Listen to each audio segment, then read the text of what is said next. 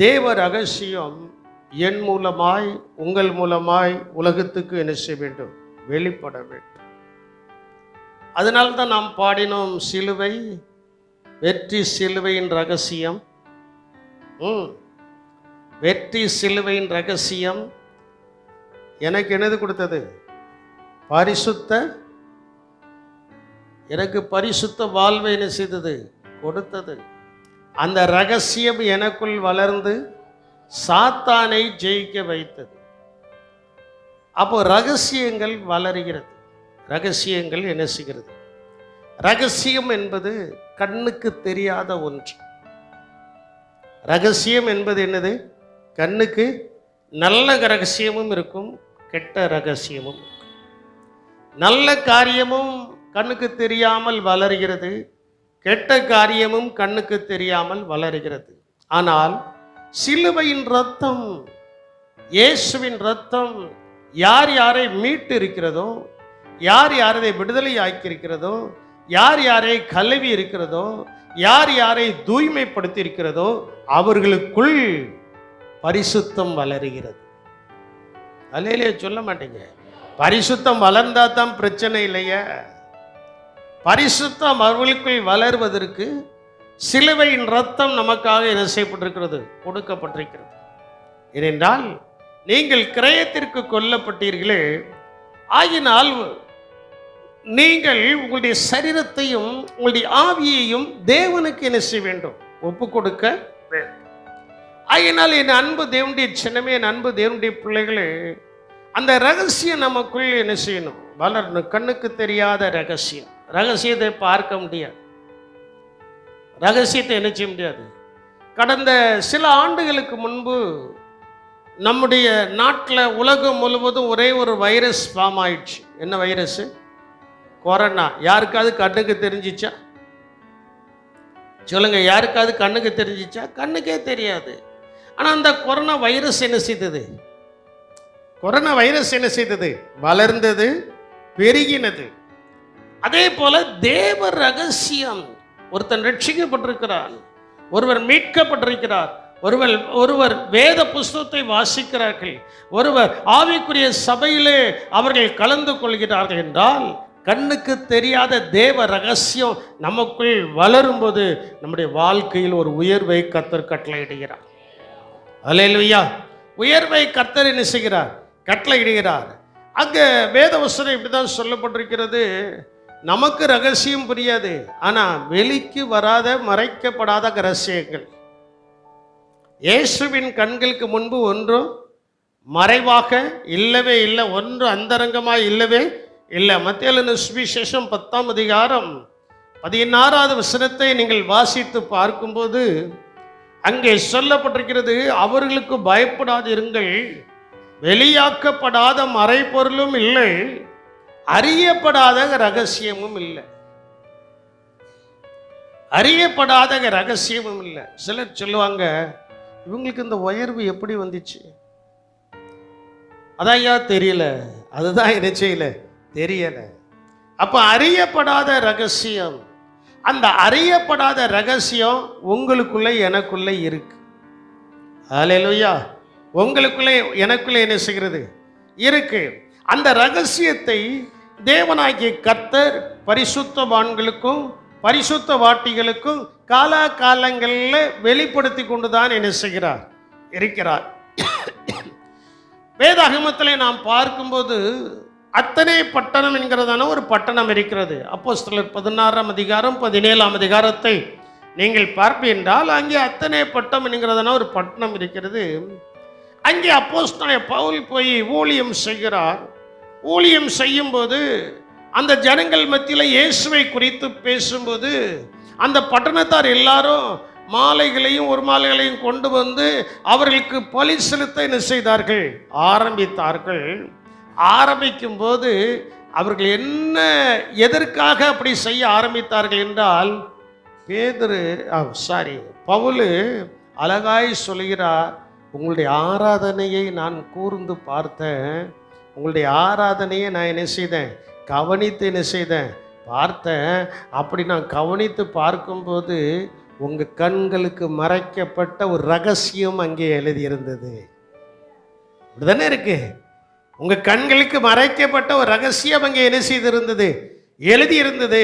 அந்த ரகசியம் என்னன்னா, அறியப்படாத தேவனுக்கு என்று ஒரு பலிபீடத்தை நான் என்ன செய்தேன்? கண்டேன். நீங்க நல்லதான் கர்த்தரை ஆராதிக்கிறீங்க, நல்லதான் உங்க கடவுளை நல்லதான் தொழுது கொள்கிறீங்க.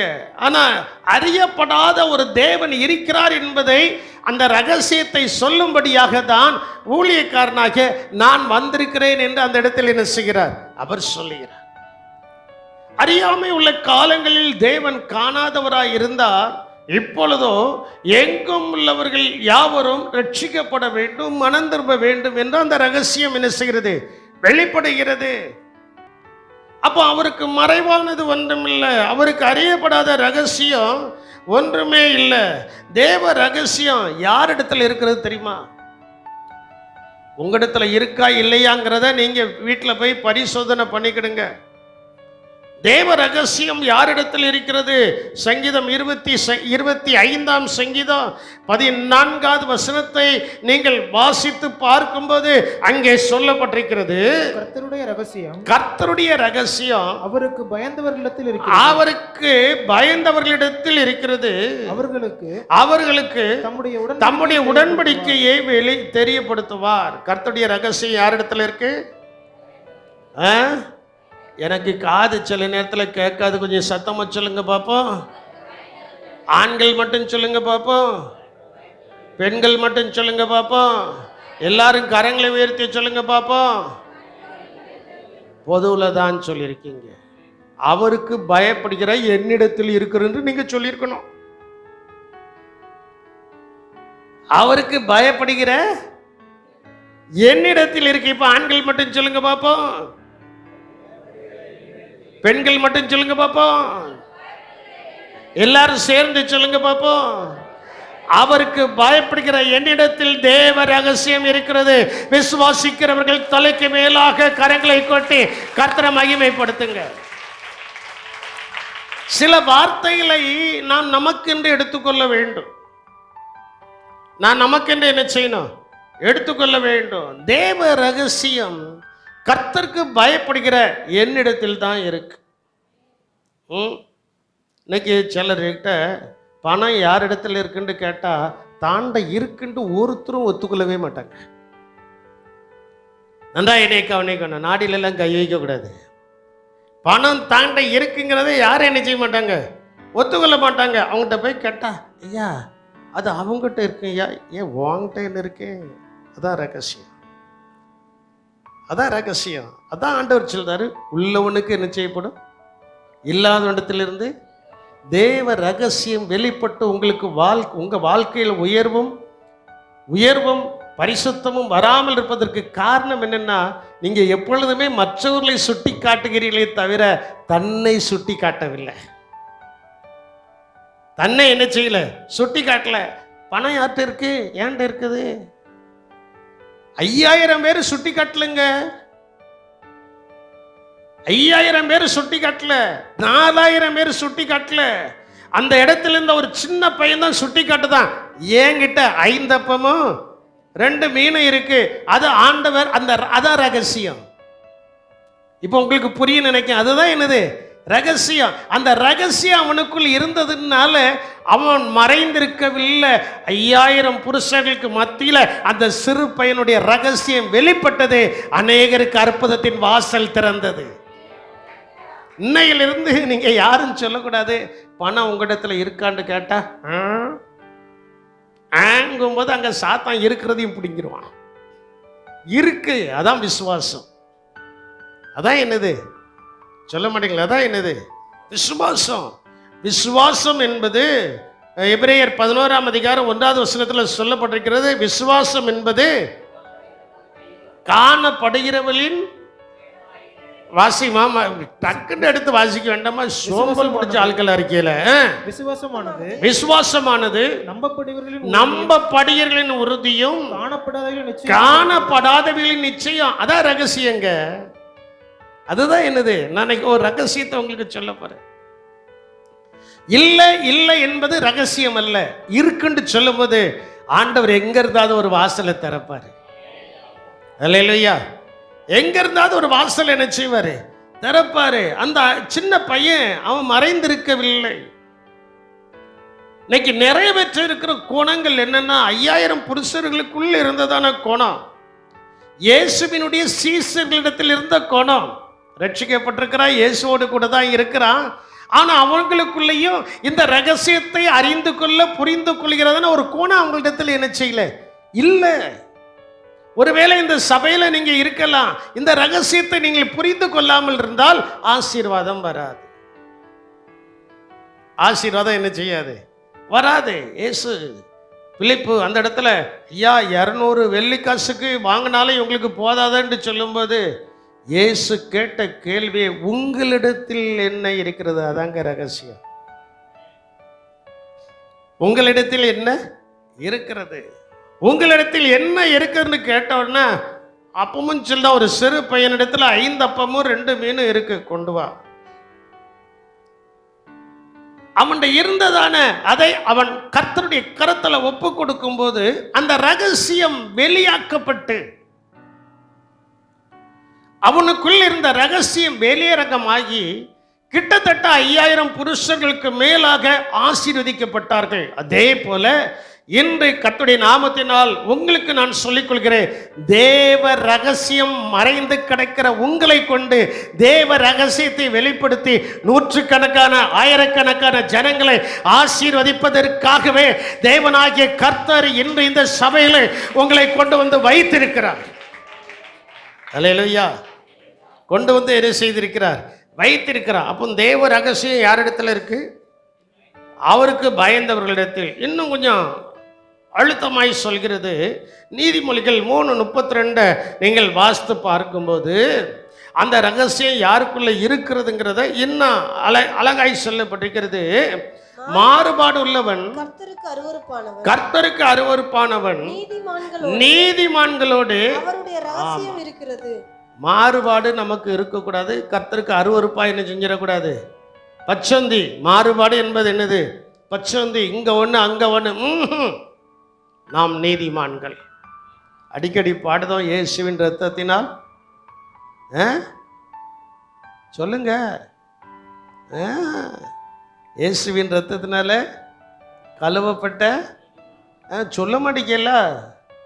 அந்த ரகசியம் புரியாம தானே இன்னும் வாழ்ந்து கொண்டு இருக்கிறீங்க. இயேசுவின் இரத்தத்தினால் கழுவப்பட்ட நீதிமான்கள். அந்த நீதிமான்களோட தேவ ரகசியம் என்ன செய்கிறது? இருக்கிறது.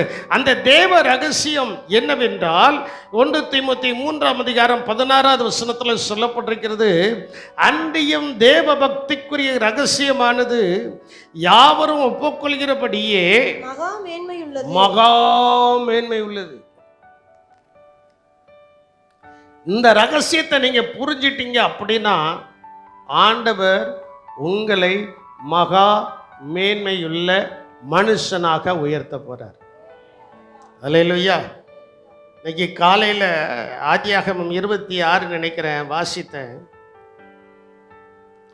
வாசிக்கும் போது அங்க ஈசாக்கை குறித்து சொல்லப்பட்டிருக்கிறது. ஈசாக்கை குறித்து சொல்லப்பட்டிருக்கிறது. ஈசாக்குக்குள் இருந்த ரகசியம் அபிமெலேக்குக்கு புரிந்து கொள்ள முடியவில்லை. யாருக்கும் புரிந்து கொள்ள முடியவில்லை. யாராலையும் புரிந்து கொள்ள முடியல. அங்க சொல்லப்பட்டிருக்கிறது, அவன் அந்த வருடத்தில் என்ன செய்தான்? விதை விதைத்தான். கர்த்தர் அவனை எத்தனை மடங்கு ஆசீர்வதித்தாரா? 100 மடங்கு என்ன செய்தார்? ஆசீர்வதித்தார். 12வது வசனத்தில் சொல்லப்பட்டிருக்கிறது, 26:12 இந்த ரகசியத்தை புறஜாதி ஜனங்கள் அறிந்து கொள்ள முடியாது. உங்களை சுற்றிலும் இருக்கிற ஜனங்களை அறிந்து கொள்ள முடியாது. ஆனா அந்த ரகசியம் உங்கள் மூலமாய் வெளிப்படும் போதுதான் உங்களுக்கு வாழ்க்கையில உயர்வும், உங்களுடைய வாழ்க்கையில உயர்வும் ஐஸ்வர்யமும் என்ன செய்யும்? வரும். அபிமெலேக்குக்கு இந்த ஈசாக்கை பார்த்தாலே புரியவில்லை. இன்னைக்கு நம்மளை பார்த்தா யாருக்காக புரிய தெரியுதா? புரிய தெரியாது. நம்மளை பார்த்த உடனே பெரிய ஐஸ்வர்யவான்னு நினைப்பான். ஆனா இங்க இருக்கிற கஷ்டங்கள் நஷ்டங்கள் அந்தந்த குடும்பத்துக்கு தான் என்ன செய்யும்? தெரியும். ஆனால் வெளி உலகத்திற்கு தேவ ரகசியத்தை வெளிப்படுத்துவதற்கு நம்மளை கர்த்தர் ஐஸ்வர்யவான்களாகவே வைத்திருக்கிறார். அல்லேலூயா. வேதம் சொல்கிறது, நாம் ஐஸ்வர்யவான்கள் ஆகும்படியாக அவர் என்ன செய்தாரா? தரித்திரர் ஆனார். நீங்களும் நானும் ஐஸ்வர்யவான் ஆகும்படியாக தரித்திரர் ஆனார் என்று சொல்லப்பட்ட இயேசு நமக்குள் இருந்தால் அந்த ரகசியம் வெளிப்பட்டு நம்மை ஐஸ்வர்யவானாய் மாற்றும். அல்லேலூயா. அதான் சொல்லப்பட்டிருக்கிறது 12வது வசனத்தில் நீங்கள் வாசிக்கும் போது, ஈசாக்கு அந்த தேசத்திலே விதை விதைத்தான். கர்த்தர் அவனை ஆசீர்வதித்ததினால் அந்த வருஷத்தில் 100 மடங்கு. எத்தனை மடங்கு? எல்லாரும் சொல்லுங்க, எத்தனை மடங்கு?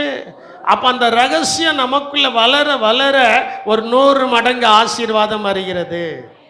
அல்லேலூயா. ரகசியம் உங்களுக்குள்ள என்ன செய்யணும்? வளரணும். தேவ ரகசியம் நமக்குள்ள வளரும் போது 100 மடங்கு. இப்போ ஈசாக்குக்குள்ள என்ன ரகசியம் வளர்ந்துச்சு? அவங்க அப்பா வழிபட்ட, ஆபிரகாம் வழிபட்ட யெகோவா தேவனை அவன் வழிபட்டான். யெகோவா தேவனுடைய நாமத்துக்காக பலி செலுத்தினான். யெகோவா தேவனுடைய நாமத்துக்காக அவன் வாழ்ந்தான். ஒவ்வொரு நாளும் யெகோவா தேவனை நோக்கி பார்த்தான். அந்த யெகோவா தேவன் ரகசியமாய் பார்க்கிற ஜனங்கள் எல்லாம். அதில் இன்னொரு வசனம் கூட சொல்லப்பட்டிருக்கிறது. 27வது வசனத்தை நீங்க வாசிக்கும் போது, அப்பொழுது ஈசாக்கு அவர்களை நோக்கி, ஏன் என்னிடத்தில் வந்தீர்கள்? யார? அமலேக்க கேட்கிறான். அவன் சிநேகிதனாகிய அகுசாத்தும் அவன் சேனாதிபதியாகிய பிகோலும் கேராரிலிருந்து அவனிடத்தில் வந்தார்கள். ஏன்பா என்கிட்ட வர கேட்கிறான். ஏன் என்கிட்ட வர அப்படின்ட்டு கேட்கிறான். கேட்டுட்டு அவன் சொல்றான், நீங்க தானப்பா என்னை பகைச்சிங்க. 27 அப்படித்தானே இருக்கு. வாசிமா, ஏன் என்னிடத்தில் வந்தீர்கள்? நீங்கள் என்னை பகைத்து என்னை உங்களிடம் இராதபடிக்கு ஆமா துரத்தி விட்டீர்கள். அப்போ தேவ ரகசியம் யாருக்குள் இருக்கிறதோ அவர்களை பகைக்கவும் செய்வார்கள், துரத்தவும் செய்வார்கள். என்ன லேலியா? விரட்டுறதுக்கும் துரத்துறதுக்குமா லேலியா? கர்த்தருக்கு தோத்திரம். தேவ ரகசியம் யாருக்குள் இருக்கிறதோ அவர்களை விரட்டவும் செய்வாங்க, துரத்தவும் செய்வாங்க. ஆனா விரட்டப்படுகிறவன் விரண்டு போக மாட்டான், பகைக்கப்படுகிறவன் பரிசுத்தத்தை விட மாட்டான். நல்லா புரிஞ்சுக்கிடணும். என் தாட்ஸ் அவ்வப்போது வருது. விரட்டப்படுகிறவன் விரண்டும் போக மாட்டான், பகைக்கப்படுகிறவன் பரிசுத்தத்தை என்ன செய்ய மாட்டான்? விட மாட்டான். அவனுடைய பரிசுத்தத்தில் அவன் நிற்பான். காரணம் என்னவென்றால் தேவ ரகசியம் அவனுக்குள் வளர்கிறது. அடுத்த வசனத்தில் அவர்கள் சொல்றாங்க, விரட்டினவன் சொல்லுதான், உன்னை விரட்டினவன் சொல்லுதான், உன்னை பகைத்தவன் சொல்லுதான். என்ன சொல்றான்?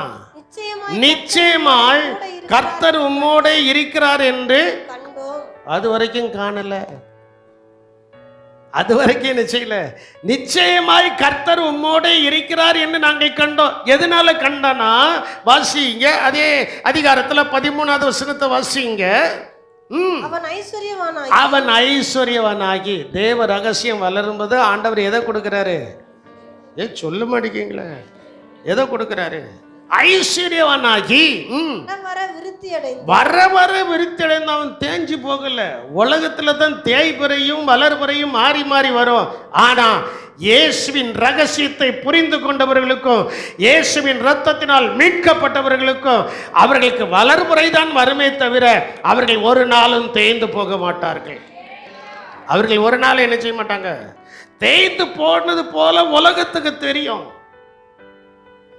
தேய்ந்து போனது போல உலகத்துக்கு என்ன செய்யும்? தெரியும். அவங்க கண்ணுக்கு மறைக்கப்பட்டிருக்கு. மறைக்கப்பட்டதான அந்த இடத்துல வர வர கர்த்தர் எதை கொடுக்கிறாரு? சொல்ல மாட்டேங்கிங்களே. வர வர கர்த்தர் எதை கொடுக்கிறாரு? வாயை திறந்து சொல்லுங்க. வர வர கர்த்தர் எதை கொடுக்கிறாரு? விருத்தி அடைந்து மகா பெரியவனானா. மகா, அந்த வாய் எப்படி பிளக்குதுன்னு பாருங்க. கண்ணெல்லாம் அப்படிதான் உருண்டு பார்க்கும். அந்த ரகசியத்துக்குள் வளரும்படியாக கர்த்தர் இன்னைக்கு உங்களை இந்த சபையில கொண்டு வந்து வைத்திருக்கிறார். அல்லேலூயா. அந்த ரகசியம் ஈசாக்குக்குள்ள இருந்ததுனால பகைத்தவர்கள், விரட்டினவர்கள் எல்லாம் இப்போ வந்து அவனிடத்துல சரணடைஞ்சிட்டாங்க. எப்படி சரணடைகிறார்கள்? 28வது வசனத்துல, நிச்சயமாய் கர்த்தர் உம்மோடு கூட இருக்கிறார் என்பதை நாங்கள் என்ன செய்தோம். அப்போ இதுவரை குருடனவா இருந்தோம், இதுவரை அவங்க குருடனவா இருந்தாங்க. கண்ணு தெரிந்திருந்துச்சு, அந்த ரகசியம் வெளிப்படல. ரகசியம் வெளிப்பட்ட உடனே கண் திறக்கப்பட்டது. உங்களை குறித்து, என்னை குறித்து தேவன் வைத்திருக்கிற ரகசியம் இந்நாட்கள்ல வெளிப்படுத்த போகிறார். வெளிப்படுத்தும் போது கர்த்தருடைய ஆசீர்வாதத்தின் ஊற்று நம்முடைய குடும்பத்தில் பொங்கி கொண்டே இருக்கும், ஊறிக்கொண்டே இருக்கும், இறைக்க இறைக்க வந்து கொண்டே இருக்கும். இது என்னடா அப்படின்ற ஆச்சரியப்படக்கூடிய அளவுக்கு கர்த்தர் விருத்தியையும் ஐஸ்வர்யத்தையும் மகா மேன்மையான உயர்வையும் கர்த்தர் எனக்கு தந்து கொண்டு இருக்கிறார் என்று சொல்லுகிறவர்கள் தலைக்கு மேலாக கரங்களை கொட்டி ஆவியிலே நிரம்பி அந்த ஆசீர்வாதத்தை சுதந்திரித்துக் கொள்ளுங்கள். அல்லேலூயா. மகா தேவ ரகசியமானது எப்படிப்பட்டதா? மகா மேன்மையானது. நீங்களும் நானும் லேஸ்பட்ட ஆள் நினைக்கிங்களோ? உங்களை ஆண்டவர் நம்ம லேஸ்பட்ட ஆளாக வச்சிருக்கிறாரோ? அந்த கிருபையின் வாசல் அடைபடும் வரைக்கும் நாம் தான் உலகத்தில் மகா மேன்மையானாலும். நீங்கள் தான் உலகத்தில் மகா மேன்மையானாலும். ஏன்னா அவனை மாதிரி அக்கிரமம் செய்ய தெரியாது, அவனை மாதிரி பாவம் செய்ய தெரியாது, அவனை மாதிரி பிறண்டு பேச தெரியாது, அவனை மாதிரி இரு நாக்கோடு பேச தெரியாது, அவனை மாதிரி எதையும் செய்ய தெரியாது. நாம் எதை செய்தாலும் நேர்மையாய் கர்த்தருக்கு பயந்து செய்வோம். ஏன்னா கர்த்தருக்கு பயப்படுகிற என்னிடத்தில் தேவ ரகசியம் இருக்கிறது. அல்லேலூயா. தேவ ரகசியம் யாருக்கு வெளிப்படும்? வெளிப்பட்டது தேவ ரகசியம் யாருக்கு வெளிப்படும்னா உலகத்தில் வெளியில் இருக்கவங்களுக்கு வெளிப்படாது. இந்த வாரத்தில் ஒரு அடக்க ஆராதனைக்கு போயிருந்தேன். அவங்க வீட்டில் 2-3 திருமணத்தை நான் தான் நடத்தி வச்சேன். அதனால் எனக்கு செய்தி சொல்லப்பட்டோன்னே நான் வாரேன்ப்பா, நான் வாரேன் அப்படின்ட்டு சொல்லிட்டு போயிட்டேன். என்ன செய்ய, வாடகைக்காரை தான் எடுத்துகிட்டு போக வேண்டியது இருக்குது. வாடகைக்காரங்களும் அப்படி தான் இருக்காங்க, சொந்தக்காரங்க அப்படி தான் இருக்குது, சொந்த காரில் வாரண்டி சொன்னவங்களும் அப்படி தான் இருக்காங்க. அதை மாற்றுறதுக்கு தான் ஆண்டவர் இந்த டெஸ்ட்டை கொடுத்துருக்காருன்னு நினைக்கிறேன். இனி கார் வந்ததுக்கப்புறம் என் கூட வாரண்டி சொல்லி 1 நிமிஷம் லேட்டாக வந்தாலும் என் கார் போயிடும். என் கார் என்ன செஞ்சிடும், போயிட்டே இருக்கும். மறுபடியும் பாஸ்டர் எங்கே இருக்கீங்க? நான் இப்பொழுது படர்ந்த புள்ளியை தாண்டி போய் கொண்டே இருக்கிறேன். இனி அப்படி தான் செய்ய போகிறேன். கரெக்டாக இருக்கணும். தேவ சமூகத்தில் ரகசியம் யாருக்கு வெளிப்படும்? தேவ சமூகத்தில் கரெக்டாக இருந்தால் எல்லாருக்கும் தேவ ரகசியத்தை வெளிப்படுத்தி சரியான நேரத்தில் ஆசீர்வாதத்தை கொடுப்பார். அல்லேலூயா. தேவ ரகசியம் யாருக்கு வெளிப்பட்டது? எபேசியர் 3ஆம் அதிகாரம் 6வது வசனத்தில் நீங்க பார்க்கும்போது இந்த ரகசியம் அவருடைய பரிசுத்த அப்போஸ்தலருக்கும், இந்த ரகசியம் இப்பொழுது அவருடைய பரிசுத்த அப்போஸ்தலருக்கும் தீர்க்கதரிசிகளுக்கும் ஆவியானவர்களே வெளிப்படுத்தப்பட்டு இருக்கிறது போல முற்காலங்களிலே மணிபுத்திரருக்கு அது அறிவிக்கப்படலை. இதுக்கு முன்பு உங்களுக்கு அறிவிக்கப்படலை. இந்த ரகசியத்தை குறித்து இன்னைக்கு ஆண்டவர் இந்த ரகசியத்தை குறித்து பேசுகிறதன் முக்கியத்துவம் என்னவென்றால், உன்னை வாளாக்காமல் தலையாக்குவேன், நீ கீழாகாமல் மேலாவாய், நீயோ கடன் வாங்காதிருப்பாய், அநேகருக்கு கடன் கொடுப்பாய். இந்த ரகசியம் உனக்குள்ள வளர வேண்டும். அல்லேலூயா, அல்லேலூயா. இப்பந்தான் ரொம்ப சந்தோஷமா இருந்தேன். மார்ச் 3ஆம் தேதி ஐ எம் ஸோ ஹாப்பி. நானும் பாஸ்டமும் ரொம்ப சந்தோஷமா இருந்தேன். ஏன்னா வண்டி டியூப் முடிந்து விட்டது. வண்டி டியூப் முடிந்துட்டுன்னு ரொம்ப சந்தோஷமா இருந்தோம். சாத்தான் பார்த்தான், நீ ரொம்பவா சந்தோஷமா இருக்க அப்படின்ட்டு பின்னால் வந்து ஒரு போடு போட்டான். பின்னால் வந்து என்ன செய்யிட்டான், போடு போட்டு இப்போ 2 மாதமாக அமைதியாக இருக்கிறோம். 3ஆவது மாதத்தில் வரதான் போகுது. அதுக்கு ஆண்டவர் வழிவாசலை திறக்க தான் போகிறாரு. அந்த விசுவாசம் இருக்கு. அல்லேலூயா. அதனால அந்த ரகசியம் முற்காலங்களில் வெளிப்படவில்லை. ஆனா இப்பொழுது பரிசுத்தமாய் வாழ்கிற பரிசுத்தருக்கும் அப்போஸ்தலருக்கும் தீர்க்கதரிசிகளுக்கும் அந்த ரகசியத்தை கர்த்தர் என்ன செய்தாரு? வெளிப்படுத்துதாரு. நான் உங்களுக்கு ஒரு காரியத்தை சொல்றேன். நீங்க தேவனுடைய பரிசுத்தவான்களும் தேவனுடைய ஊழியக்காரர்களும் ரொம்ப ஐக்கியமா இருந்தா சில நேரங்களில் அவங்களோடு போகும்போது சாதாரணமாக ஒரு வார்த்தை சொல்லுவாங்க. அந்த வார்த்தை வீரியமாய் வளரும். வீரியமாக என்ன செய்யும்? வளரும். வீரியமாக அந்த ஆசீர்வாதம் வரும். சாதாரண விதை தான். நான் என்னுடைய வாழ்க்கையில் என்னுடைய ஆவிக்குரிய தகுமண்டத்திலிருந்து கற்றுக்கொண்டு இருக்கிறேன். அவங்களுடைய வார்த்தையை நான் ரொம்ப உன்னிப்பாய் கவனிப்பேன். ஃபோனில் பேசினாலும் நேரில் பேசினாலும் ரொம்ப உன்னிப்பாய் கவனிப்பேன். கவனித்து அவர்கள் சில நேரத்தில் சர்வசாதாரணமாக பேசிக்கிட்டே இருப்பாங்க. அது அவங்கள்ட்ட பழகினவங்களுக்கு தான் தெரியும். அது ஒரு தீர்க்கதரிசன வார்த்தையாக இருக்கலாம், அது நம்முடைய உயர்வுக்குரிய வார்த்தையாக இருக்கலாம், அது ஒரு சில நேரங்களில் நம்மளை கண்டிக்கக்கூடிய வார்த்தையாக இருக்கலாம், நம்மை திருத்தக்கூடிய வார்த்தையாக என்ன செய்யலாம் இருக்கலாம். அந்த வார்த்தையை கவனித்து நம்முடைய ஜெபத்தில் ஜெபம் பண்ண ஆரம்பிச்சாச்சுன்னா நமக்கு ஒரு உயர்வு இருக்கு. நமக்கு ஒரு உயர்வு இருக்கு. அதனால அந்த ரகசியத்தை கர்த்தர் வெளிப்படுத்துவார். அந்த ரகசியத்தை கர்த்தர் குடும்பத்துக்கும் என்ன செய்வார்? வெளிப்படுத்துவார். குடும்பத்துக்கும் என்ன செய்வார்? வெளிப்படுத்துவார். அதே எபேசியர் 5ஆம் அதிகாரம் 32வது வசனத்தில் வாசிக்கும்போது இந்த ரகசியம் பெரியது, இந்த ரகசியம் பெரியது, நான் கிறிஸ்துவை பற்றியும் சபையை பற்றியும் சொல்லுகிறேன், சபையை பற்றியும் சொல்கிறேன். 22வது வசனத்திலிருந்து 31வது வசனம் வரைக்கும் புருஷன் மனைவியை குறித்து சொல்லப்பட்டது. ஏன் ரகசியம் முறிந்தது என்றால் ஏதேன் தோட்டத்தில் நடந்த தவறு. ஏன் ரகசியம் முறிந்தது என்றால் சாரால் பண்ணின ஒரு தவறு. இந்த தவறு எந்த குடும்பத்தில் இருக்கிறதோ அங்க ரகசியங்கள் முறியதான் செய்யுமே தவிர ரகசியம் வளராது. ரகசியம் என்ன செய்யாது? வளராது. அந்த 22வது வசனத்திலிருந்து 31வது வசனம் வரைக்கும் நம்ம வாஸ்து பார்ப்போம். அப்படின்னா நல்ல வார்த்தைகள் இருக்கு, குடும்பத்துக்கு ஏற்ற வார்த்தைகள். அதுதான் பெரிய ரகசியம் என்று வேதாகமத்தில் சொல்லப்பட்டிருக்கிறது. 22வது வசனத்தை வாசிங்களா? மனைவிகளே கர்த்தருக்கு கீழ்ப்படுகிறது போல உங்கள் சொந்த புருஷருக்கு கீழ்ப்படியுங்கள். இதைத்தான் 2 பேரும் தவறுதலா செஞ்சிட்டாங்க. நான் ஒரு ஆள்கிட்ட கேட்கும்போது என்னம்மா இப்படி ஒரு செய்தியை கேள்விப்பட்டேன்னு ஒருத்தவங்கிட்ட கேட்டேன்.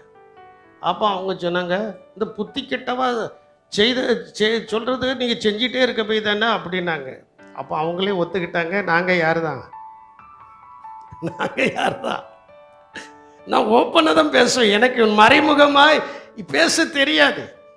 ஒரு கல்யாண வீட்டுக்கு போயிருக்கும்போது ஒரு செய்தி கொடுத்தாங்க. அந்த செய்தியில் இப்படிப்பட்ட வார்த்தைகள்லாம் வந்துச்சுன்னு அவங்ககிட்ட நான் சொன்னேன். வேதாகமத்தில் என்ன சொல்லப்பட்டிருக்கு? 22வது வசனத்தில் மனைவிகளே கர்த்தருக்கு கீழ்ப்படுகிறது போல உங்கள் சொந்த புருஷருக்கும் என்ன செய்யுங்க. இது ரகசியம். இது என்னது? ரகசியம். ஏதேன் தோட்டத்தில் ஆண்டவர் ஆதாமையும் ஏவாளையும் படைத்து வைத்து, ஆதாம் யாரு? ஏவாளுக்கு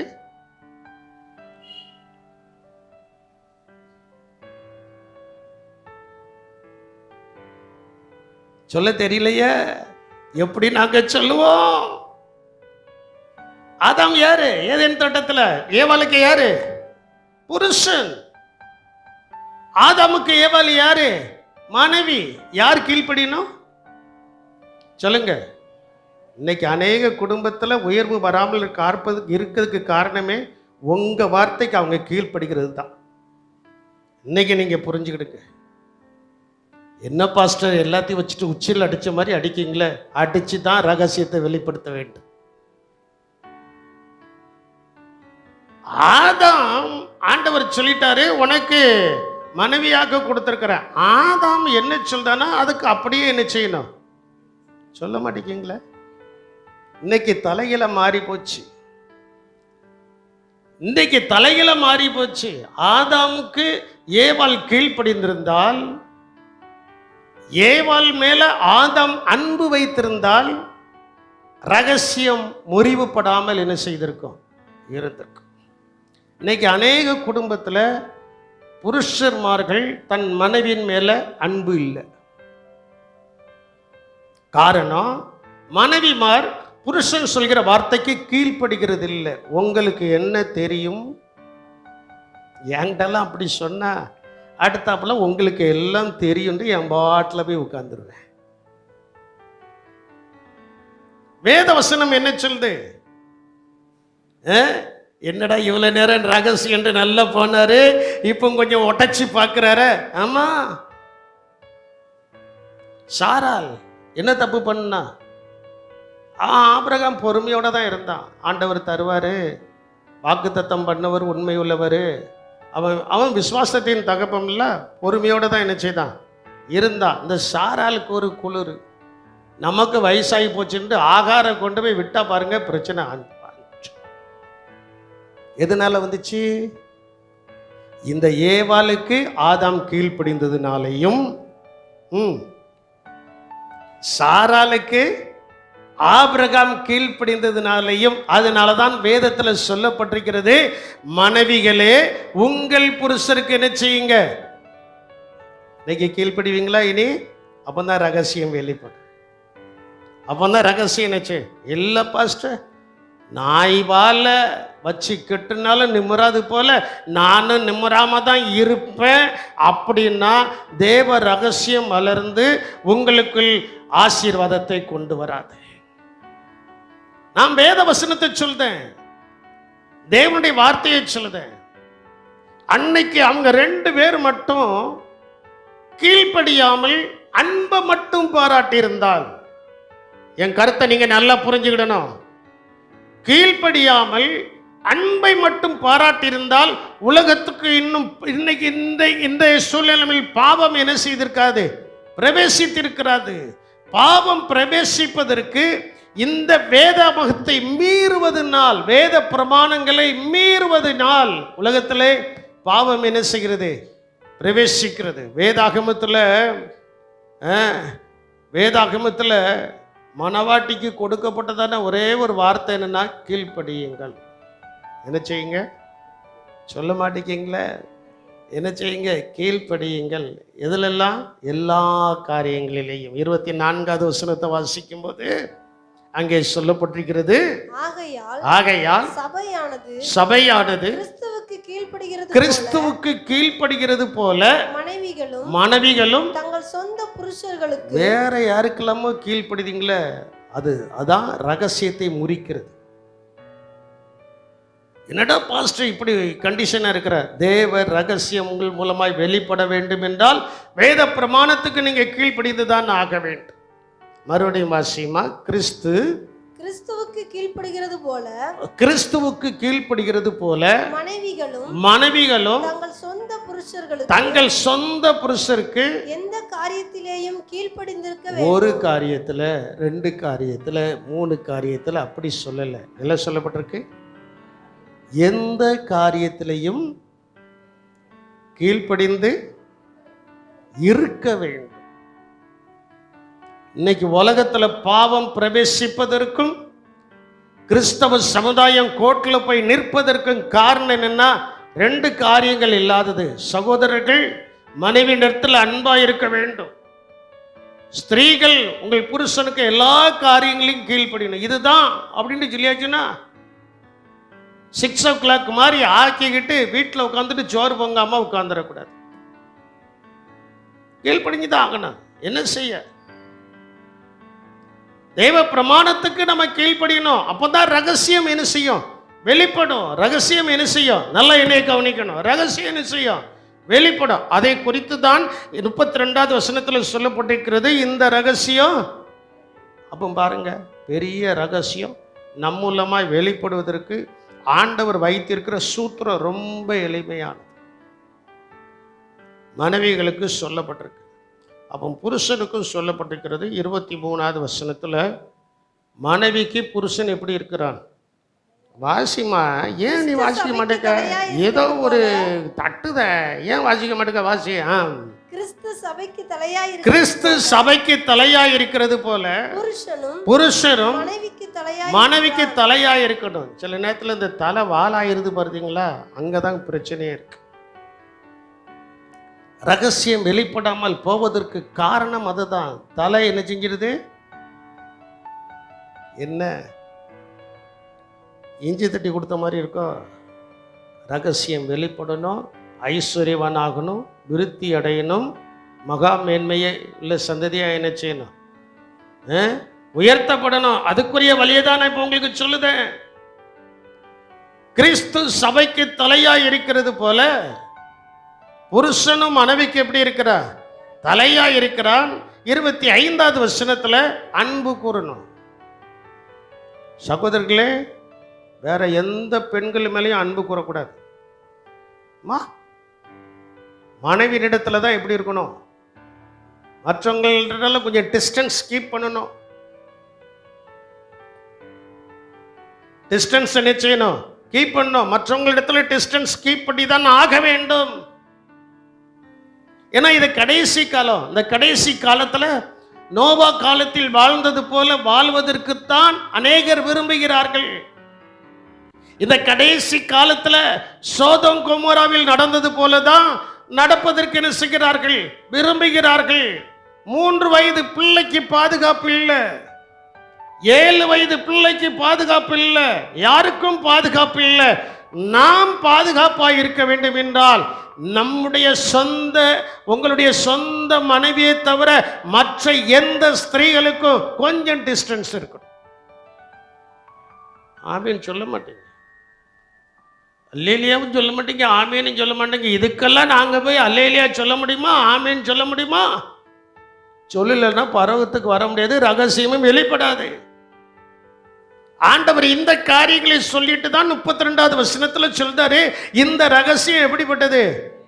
ஆமா, பெரிய ரகசியம் இப்போ உங்கள் மூலமாய் வெளிப்பட்டு நீங்கள் ஆசீர்வாதமாய் இருக்க வேண்டும் என்பதுக்கு தான் கர்த்தர் இந்த காரியத்தை வெளிப்படுத்தி இருக்கிறார்.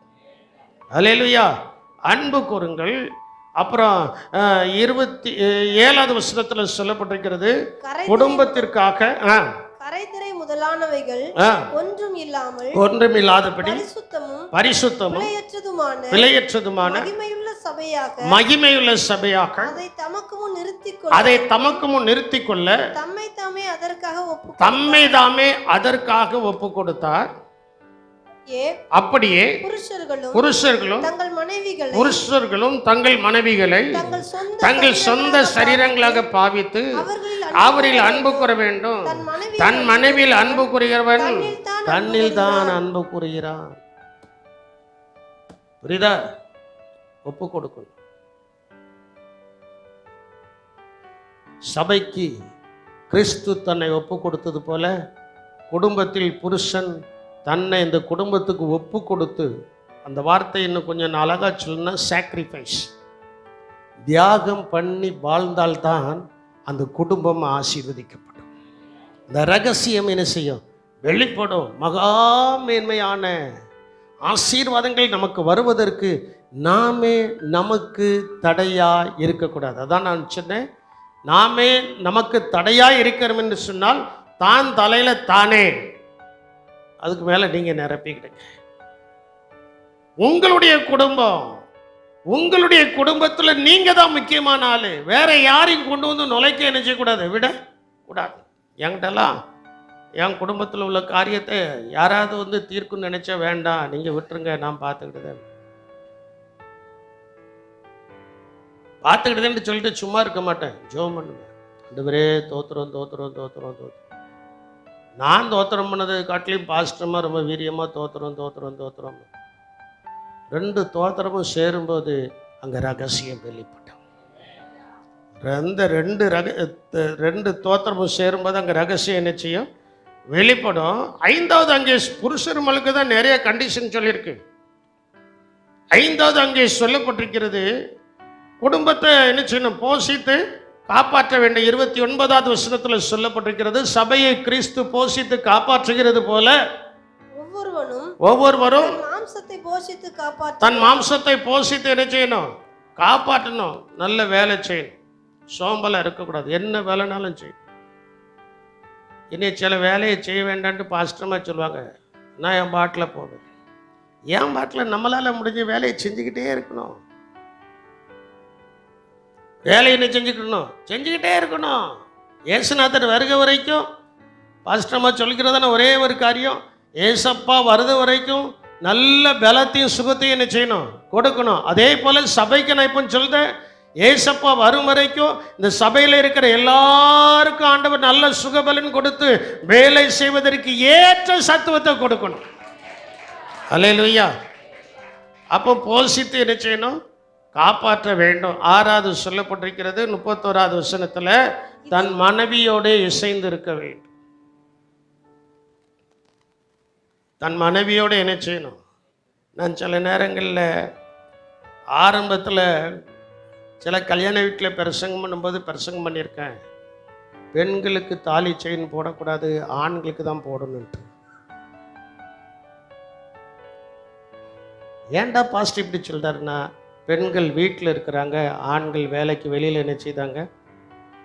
நான் சொல்கிறது தப்பா சரியா? அதனால தான் எங்களுக்கு தாலி செயினும் இல்லை, கயிறும் இல்லை, ஒன்றும் இல்லை. நாங்கள் 2 பேரும் ஃப்ரீயாக இருக்கிறோம். இப்போ போட்டுட்டு போனாலும் திடீர்னு எவனா பறிச்சுட்டு போகிறதுக்கு ரெடியாக என்ன செய்தான் இருக்கிறான். கவனமாக இருக்க வேண்டும். ஆகையினால என் அன்பு தேவனுடைய சின்னமே, தேவனுடைய பிள்ளைகளே, ரகசியம் முறிவதற்கு காரணம் என்னன்னா மாறுபாடு. அதான் நீதிமொழிகள் 3ஆம் அதிகாரம் 22வது வசனத்தில் நம்ம வாசித்தோம். மாறுபாடு உள்ளவன்.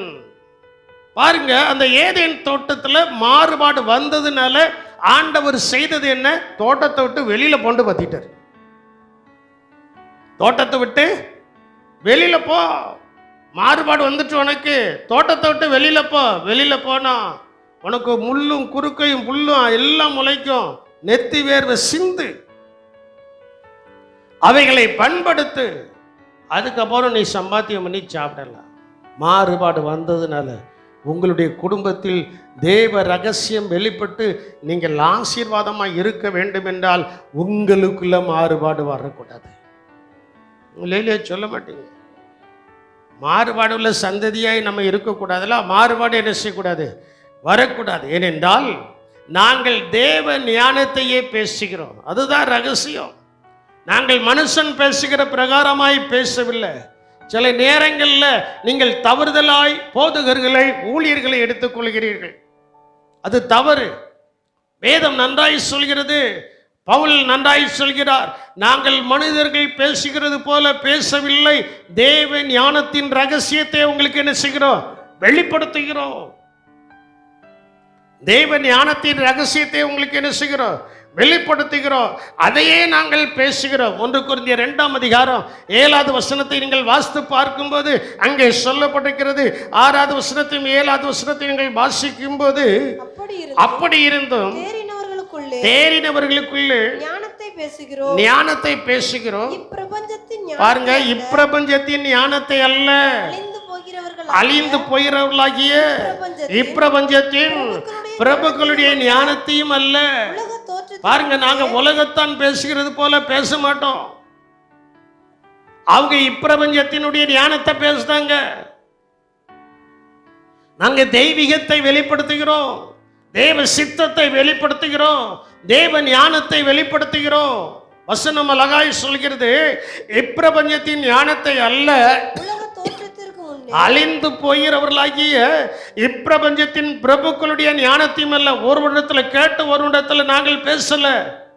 தேவ சமூகத்தில் அமர்ந்திருந்து தேவன் கொடுத்த அந்த ஞானத்தை இந்த வேத புஸ்தகத்திலிருந்து, இந்த பொக்கிஷத்திலிருந்து எடுத்து நாங்கள் உங்களுக்கு வெளிப்படுத்துகிறோம். நாங்கள் உங்களுக்கு என்ன செய்கிறோம்? வெளிப்படுத்துகிறோம். 7வது வசனம், உலக தோற்றத்துக்கு முன்னே தேவன் தம்முடைய மகிமைக்காக ஏற்படுத்தினதும் மறைக்கப்பட்டதுமாய் இருக்கிற ரகசியமான ஞானத்தையே பேசுகிறோம். குடும்பத்தை குறித்து பேசின இயேசு மணவாளன், அப்படி சபை மணவாட்டி. அந்த 5ஆம் அதிகாரம் 22 இருந்து 32 வரைக்கும் நீங்க வீட்டில் போய் வாசித்து பார்த்தீங்கன்னா அங்க கிறிஸ்துவை குறித்தும் சபையை குறித்தும் சொல்லப்பட்டிருக்கிறது. கிறிஸ்து மணவாளனாய் சீக்கிரம் வரப்போகிறார். நாம் மணவாட்டியாய் சீக்கிரமாய் அவரை சந்திக்க போகிறோம். அல்லேலூயா. நாம் மணவாட்டியாய் அவரை என்ன செய்ய போகிறோம்? சந்திக்க போகிறோம். நாம் அவரை சந்திக்க போவதற்குரிய ஆயத்தத்தை, அந்த ரகசியத்தை தான் கர்த்தர் இப்பொழுது நமக்கு என்ன செய்கிறார்? வெளிப்படுத்துகிறவராய் இருக்கிறார். கர்த்தர் வெளிப்படுத்துகிறவராய் என்ன செய்கிறார்? இருக்கிறார். அப்படி அந்த ரகசியம் நமக்கு வெளிப்படணும்னா அங்க இருக்கிறார், நாம் இங்க இருக்கிறோம். தேவ ரகசியம் நம்மளை ஆயத்தப்படுத்துகிறது. அவரை சந்திப்பதற்கு தேவ ரகசியம் நம்மளை என்ன செய்கிறது? ஆயத்தப்படுத்துகிறது. மணவாளன் என் இயேசு ராஜனங்கே, மணவாட்டியாம் மகிழ்ச்சி அங்கே. மணவாளன் என் இயேசு ராஜனங்கே, மணவாட்டியாம் மகிழ்ச்சி அங்கே. ஆயத்தப்படுத்திடமே, எப்போது நான் வந்து சேர்வேனோ. ஆயத்தப்படுத்திடமே, எப்போது நான் வந்து சேர்வேனோ. எந்தன் வாஞ்சை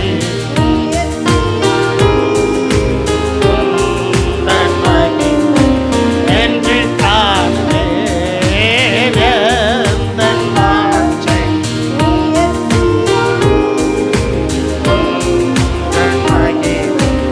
என்று காண்பேன். மணவாளன் என் இயேசு ராஜனங்கே, மணவாட்டியாம் மகிழ்ச்சி அங்கே. மணவாளன் என் இயேசு ராஜனங்கே, மகிழ்ச்சி அங்கே. ஆயத்தப்படுத்திடமே, எப்போது நான் வந்து சேர்வேனோ. ஆயத்தப்படுத்திடமே, எப்போது நான் வந்து சேர்வேனோ. எந்தன் வாஞ்சை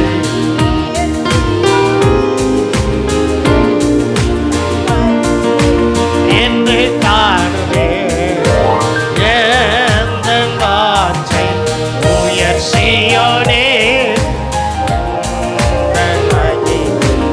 என்று காண்பேன். பாருங்க, அந்த ரகசியம்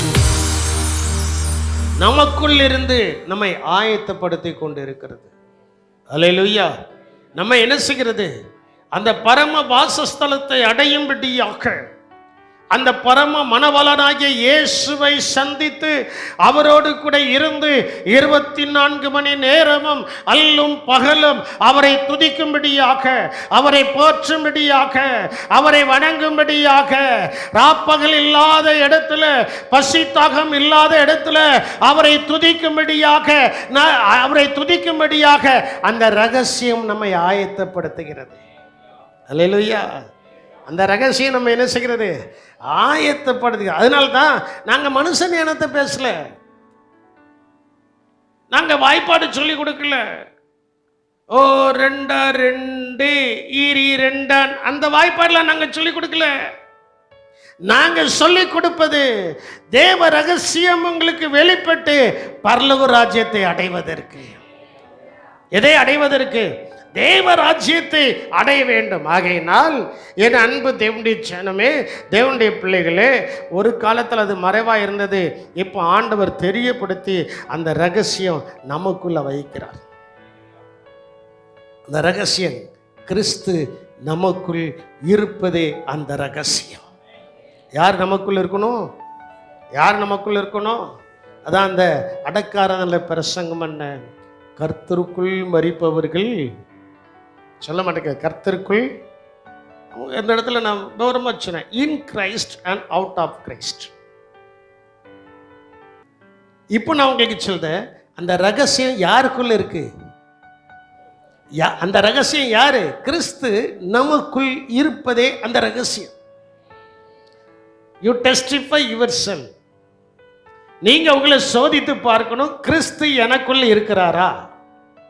கிறிஸ்து எனக்குள் இருக்கிறார். வாசிங்க 1 கொலோசியரின் புஸ்தகம் 1ஆம் அதிகாரம் 25 முதல் 27 வசனங்களை நாம் வாசிக்கும் போது, ஆதி காலங்களுக்கும் தலைமுறை தலைமுறைகளுக்கும் மறைவாயிருந்து இப்பொழுது அவருடைய பரிசுத்தவான்களுக்கு வெளியாக்கப்பட்ட ரகசியமாகிய தேவ வசனத்தை பூரணமாய் தெரியப்படுத்துவதற்கு. என்ன ரகசியத்தை? என்ன ரகசியமாகிய தேவ வசனத்தை பூரணமாய்.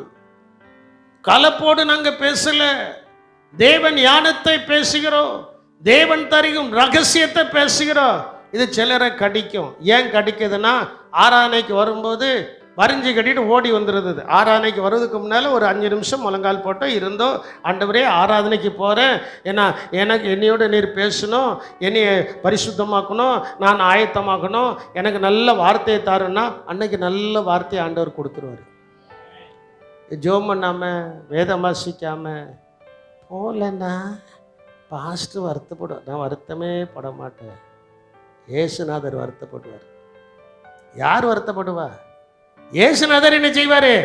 வருத்தப்படுவார். அப்போ நாங்கள் எங்களுக்கு பரிசுத்தவான்களுக்கு வெளிக்கப்பட்ட ரகசியமாகிய தேவ வசனத்தை பூரணமாய் தெரியப்படுத்துவதற்காக உங்கள் பொருட்டு தேவனால் எங்களுக்கு நல்லா கவனிச்சுக்கிடணும். இந்த ஊழியம் மனுஷனால் கொடுக்கப்படலை, இந்த ஞானம் மனுஷனால் கொடுக்கப்படல. 26வது வசனத்தில் சொல்லப்பட்டிருக்கிறது, உங்கள் பொருட்டு தேவனால் எனக்கு அளிக்கப்பட்ட உத்தியோகத்தின்படியே. உத்தியோகம்னா என்னது? வேலை. ஆண்டவர் எங்களுக்கு இந்த வேலையை கொடுத்திருக்கிறாரு. ஆண்டவர் எங்களுக்கு இந்த வேலையை என்ன செய்திருக்கிறாரு? கொடுத்திருக்கிறாரு.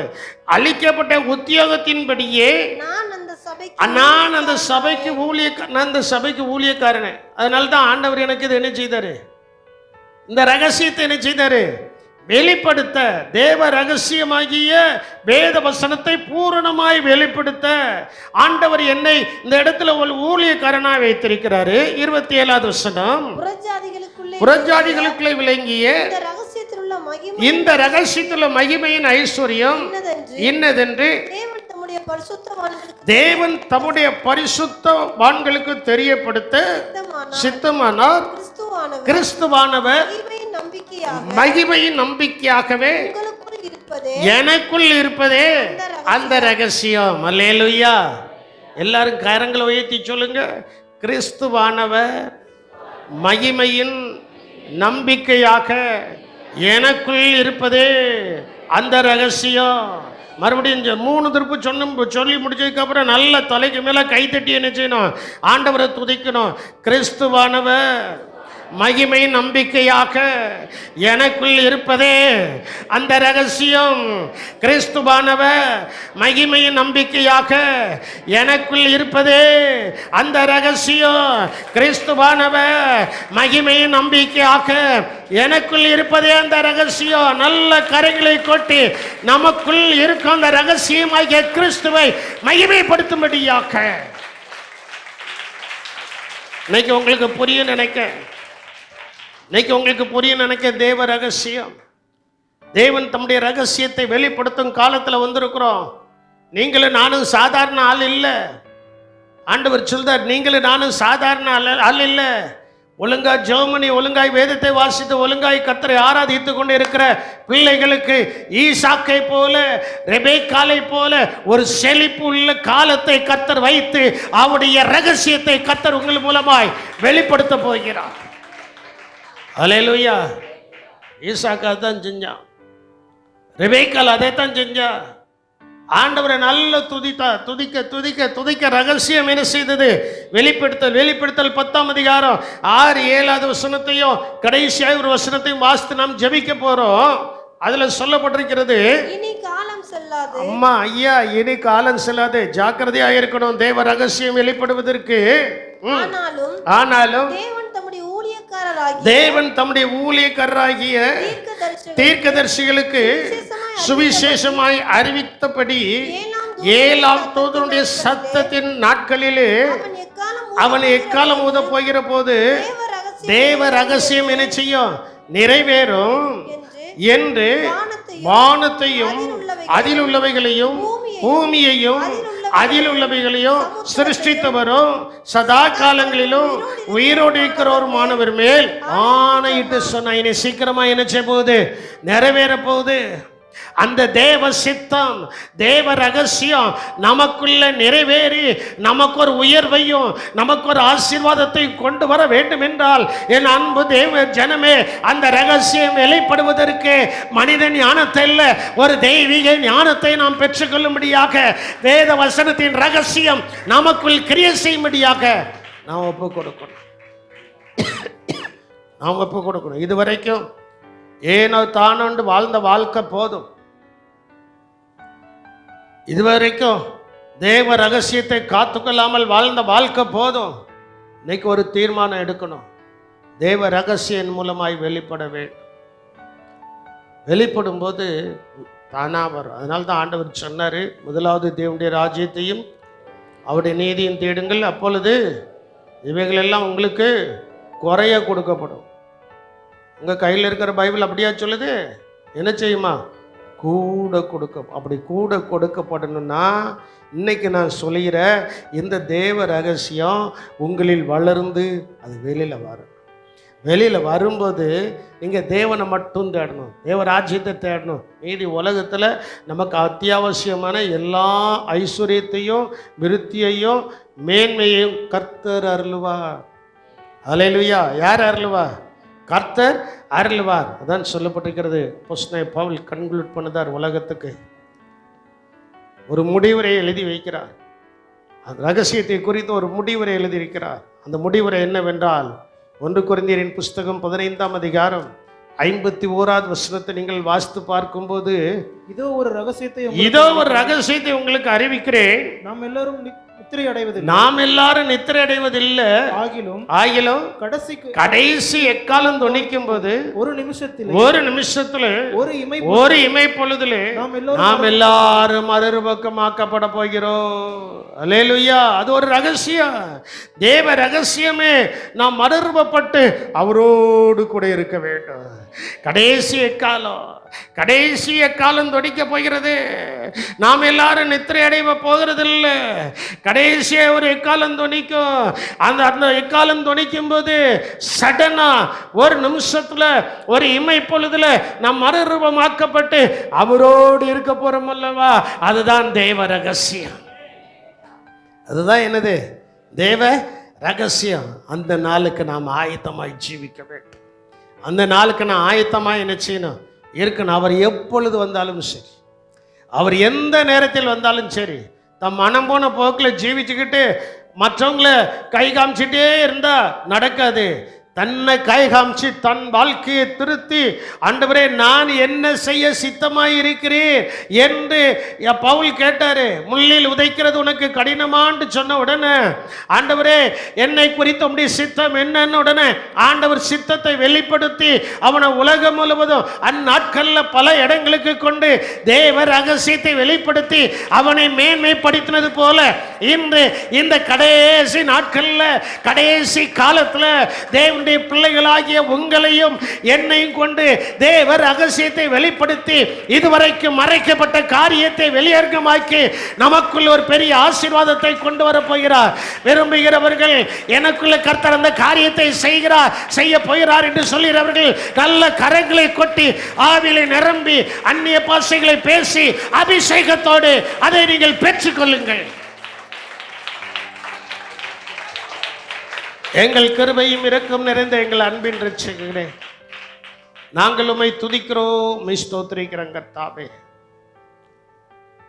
ஆண்டவரே, ரகசியங்கள் மறைந்திருக்காது. இந்த தேவ ரகசியம் வெளிப்படும் காலத்தில் கர்த்தர் எங்களை கொண்டு வந்திருக்கிறபடியினால உமக்கு ஸ்தோத்திரம்.